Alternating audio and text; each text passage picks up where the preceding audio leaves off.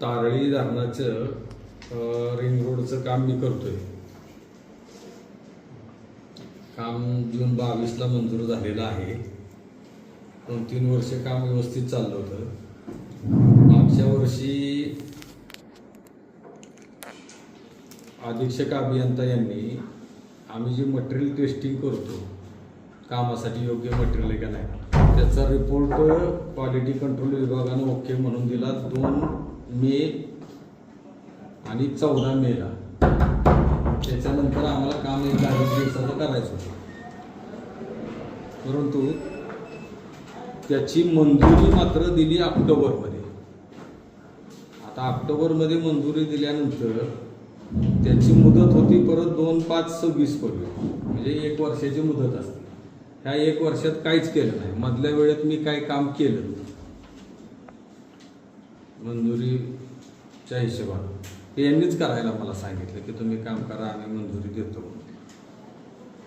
आणि आता आज जून महिना आला तरी मला मंजुरी मिळत नाही.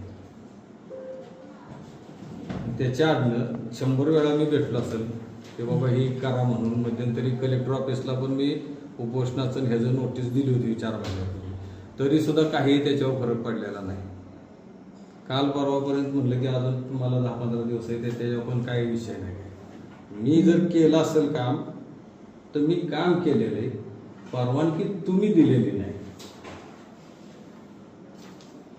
मधल्या वेळी तुम्ही काम करा सांगितलं ना, आता म्हणता की परवानगी नाही माझी, आम्ही काय करणार ना, आता देतो पण म्हणता येईल, देत पण नाही. आता माझी परिस्थिती अशी झाली की मला ते सगळ्यामुळं आत्महत्या करण्याशिवाय काही वेळ पर्याय राहिला नाही. आणि ह्या पद्धतीनं मानसिक त्रास माझा झाला. मध्यंतरी इतका मला टेन्शन आलं की मला जानेवारीत एक सौम्य अटॅक आले, माझी बायपास करायची वेळ आली. पण यांना काही ढम म्हणलं तर दर 4 दिवसानं भेटतोय, काही विषय नाही. आज करतो, उद्या करतो, उद्या पाठवतो, परवा पाठवतो, पुढच्या ऑफिसला पाठवतो, मंजुरीचं होईल, काय काळजी करू नका. आता मंजुरीचं कधी होणार, काय करायचं? अधिकाऱ्यांचं नाव काय? अधीक्षक अभियंता जयंत शिंदे साहेब. किती याचं काम आहे एस्टिमेट? नाही सगळ्या कामाचं नाही, आता केलेलं काम एक 50-60 लाखाचं असेल त्याचा विषय. वर्क ऑर्डर 22ची, वर्क ऑर्डर किती? वर्क ऑर्डर 26-27 कोटीची. काम किती झालं? नाही इरिगेशनचं काम आहे, शासन अंशदानातलं काम आहे. वळण रस्ता नाही, काम निम्म पूर्ण झाले, म्हणजे पार्ट टाइम पार्सल पूर्ण झालेले. सगळं काय काम झालेलं नाही अजून, त्याचं भूसंपादन वगैरे आहे थोडंसं. टाळाटाळ करण्याचं कारण नेमकं काय असू शकतं? टाळाटाळ करण्याचं नेमकं कारण काय असू शकतं? समजून घ्या की काय असेल ते. आता आम्ही समजून कसं आम्हाला नाही आता काय तर त्यांनाच माहिती ना ते काय करायचे. काय कदाचित सॅम्पल एखाद्या कॉन्ट्रॅक्टरचं करून नसतं तसाही विषय मला माहित नाही काय. मी 100 वेळा विचारलं की काय मला असं का करताय तुम्ही? नाही करतो की, नाही करतो की. नाही काम हे कर्जशी अलीकडच्या बाजूला की पलीकडे सावरकर तोडून सावरकर त्या बाजूचा दोन्ही बाजूच आहे. दोन्ही बाजू. आता पलीकडचा पलीकडच्या कामाचा विषय आता चाललाय. अलीकडचं म्हणजे सातारा तालुक्यातलं जे काम आहे त्याचं भूसंपादन राहिले. पलीकडचं सावरकर बाजूच आहे. अच्छा, आता तुम्ही जे कम्प्लीट केलेले काम आहे त्याचं बिल तुमचं हे काम किती झालेलं आहे? त्याचं 60-1 लाखाच्या आसपास असेल. 60-1 लाख अमाऊंट झाली, पण लांबी किती? लांबी 500-300 वगैरे असे काहीतरी. 300. पण आता तिथे तुम्ही तोडूशीच्या कॉर्नरवरून पुढे वाढता म्हणजे सावरकरचा तो जुना रोड आहे, तिथं आता आरामाने काम करता येते. नाही त्याच्या पुढचा पीस आहे, त्याच्या पुढचा पीस आहे, कुशीतला पीस आहे. सर आता तुमची मागणी काय मागणी काय? मला हे जे मिक्स डिझाईन आमच्या कॉन्क्रीटचं असतं त्याचं त्यांनी मंजूर करून ते मान्यतेसाठी मान्यता देऊन क्वालिटी कंट्रोलला परत कळवायला पाहिजे, त्यावेळेस मला काम करायला परवानगी मिळते. ते त्यांनी 2 वर्ष झालं कळवलंच नाही. क्वालिटी कंट्रोलनं जे मटेरियल टेस्टिंग करून रिपोर्ट पाठवला की मटेरियल ओके, त्यानंतर आम्ही काम करतो. ते ओकेला परत ह्यांनी मान्यता, ठीक आहे बाबा तुम्ही मटेरियल पास केलेलं आहे, मी त्याला पण मान्यता देतो ही त्यांना कळवायला लागतं. त्यानंतर क्वालिटी कंट्रोल आम्हाला रिपोर्ट देतं की तुम्ही आता काम करा. आता अभियंता तेच आहेत का बदली झाली त्यांची? त्यातले काही लोकांची बदली झाली. मग मला एक सगळं पाहिजे सर, ह्याचं काय टेंडर प्रोसेस वगैरे झाली होती का? ही 22लाच झाली. टेंडरलाच तुम्हाला काम मिळालं? टेंडरच झाली. टेंडरच मिळालं. टेंडरच मिळालंय का? म्हणजे आतापर्यंत तुम्ही म्हणजे तुम्हाला काहीच पेमेंट केलं नाही नाही, पेमेंट झाले की आपलं मग 7-8 कोटीचं पेमेंट झाले.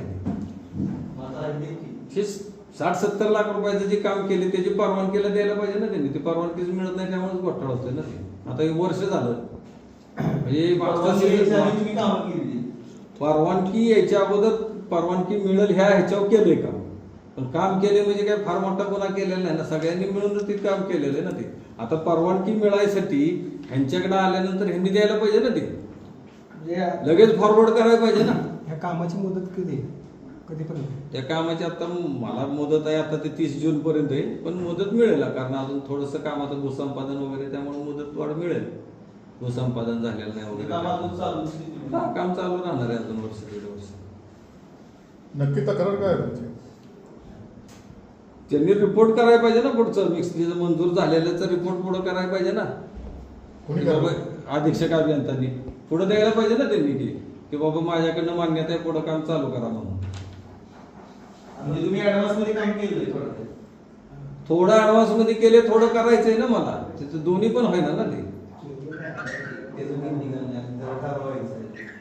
नाही काही इंटरेस्ट म्हणून अधिकाऱ्यांनी अडवून करतायत का? आपलं काय वेगळं काय तसं पण काही बोलत नाही ते. वेगळं काय कारण आहे? कोण मुद्दाम करून काय माहित नाही आपल्याला. राजकीय काय हात? बहुतेक राजकीय काय नसावं.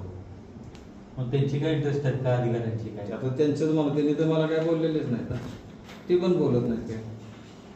असलं तर मनातल्या मनात असेल किंवा नसेल पण किंवा एखाद्या वेळेला असतं आपलं काय. आता त्यांचं त्यांनाच माहिती ना काय.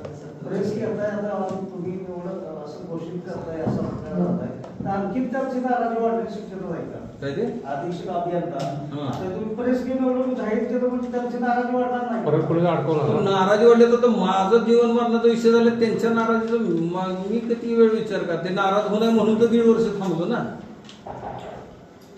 ते नाराज होणार बाबा आपल्याला काम. आता माझ्या नाकातोंडात पाणी शिरायला लागले ना. मी किती वेळ वाट बघणार त्यांची. ते नाराज होऊ नये तर आपल्याला काम करायचं असाच विषय ना. या संदर्भात तुम्ही तुमच्या नेत्यांना भेटलाय का? मी नेत्यांना भेटत नाही. माझा नेत्याचा काय कुठला विषय येत नाही. मग आपला मी कॉन्ट्रॅक्टर आहे, सरळ मार्गे कॉन्ट्रॅक्टर. पण तुमच्याकडे लेबर शिवसेनेच आहे ना? कोणाचं?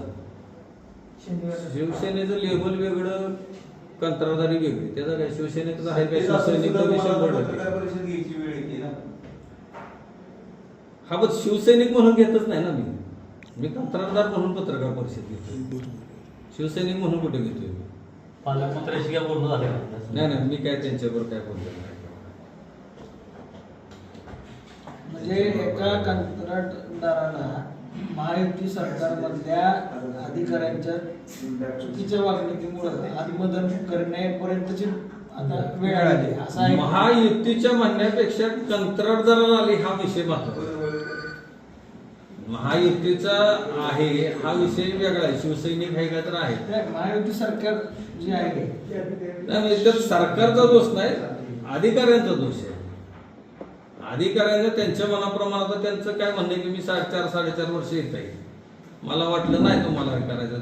मी काय करायचं त्यांना. सर्व कामात तुमचा आरोप आहे अधीक्षक अभियंत्यांवर. हो. शिंदे साहेब. अभिषेक अभियंत्याचा कारभार अधीक्षक अभियंता थोड्याफार प्रमाणात कार्यकारी अभियंता त्यांनी सगळ्यांनी पूर्तता करायला पाहिजे. मी किती वेळा भेटलो तरी झालं नाही. हीच त्यांनी जानेवारी फेब्रुवारी जर केलं असतं, ऑक्टोबरला मंजूर केलं तर ही वेळ झाली नसते ना. आता पावसाळ्यात दिलं तर काम होणार. आता समजा दिलं त्यांनी तर माझं काम तेवढं होऊ शकतं ना माझं. आता पाऊस पण थोडासा सुदैवानं लांबलाय किंवा काय लांबलाय त्यामुळे माझं होऊ शकतं काम.